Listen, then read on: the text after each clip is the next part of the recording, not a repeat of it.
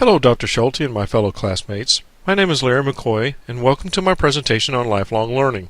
Hopefully this presentation will be informative in nature, but as a minimum, I will try not to bore you to death. In this presentation, I will discuss a brief history of lifelong learning, the philosophy associated with lifelong learning, some legislation that is currently in action, and wrap it all up with the barriers to lifelong learning. So if you're ready, let's go ahead and get started. The original idea of lifelong learning can be attributed to the writings of Yeasley and Lindemann back in the 1920s. These authors understood education as a continuum process that mainly affected adults.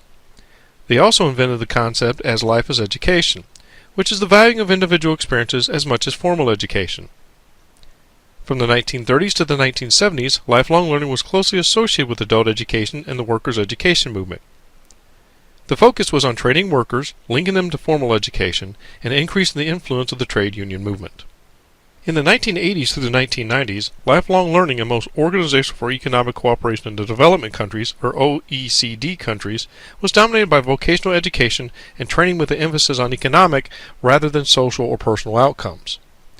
But these ideas are now being refocused toward lifelong learning. According to the European Commission, lifelong learning is no longer just one aspect of education and training.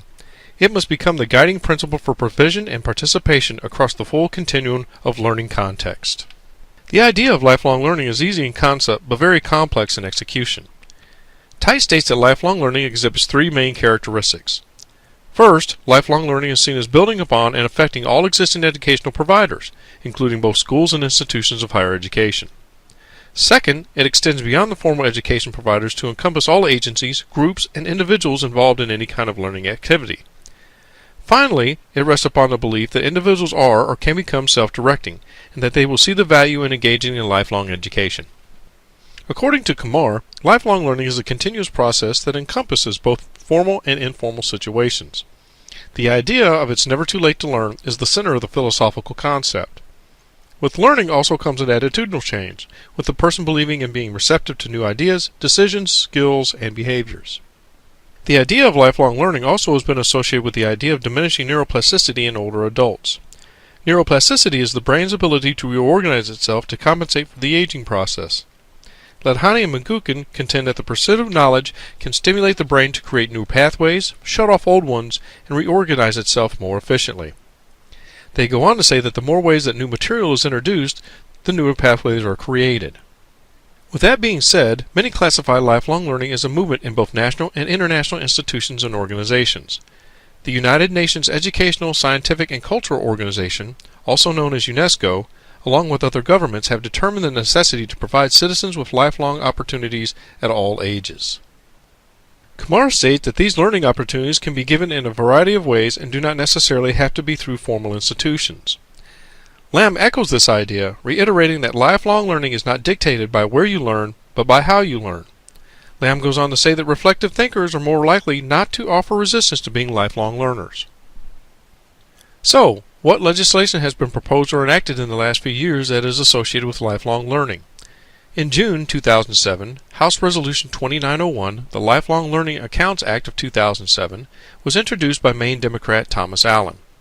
The bill, as introduced, attempted to amend the Internal Revenue Code to, number 1, establish tax-exempt lifelong learning accounts to pay for certain higher education expenses and allow for a tax deduction for cash contributions to such accounts. And number 2, allow employees, employers, and self-employed individuals tax credits for contributions to such accounts. This bill was never enacted. The bill has been proposed every year since 2007, being referred to committee each time. In today's fast-paced technological global economy, it is important to be able to adapt to new skills and training. To be successful as a lifelong learner, we must be cognizant of the barriers that stand in the way of being successful.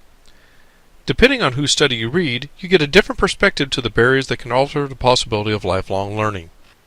Longworth sums up the barriers as, first of all, mental. Poor family culture of learning, low aspiration, low self-esteem, and bad childhood experiences of learning. Financial. Lack of finances to participate and lack of study facilities at home. Access, or the distance to education. Learning design. Learning not geared towards the needs and expectations of the learner. And finally, informational. Inadequate information given to attract learners. These barriers affect people in many different ways. Barriers are inherently linked to each other. Therefore, many times educators have to act on multiple barriers at once.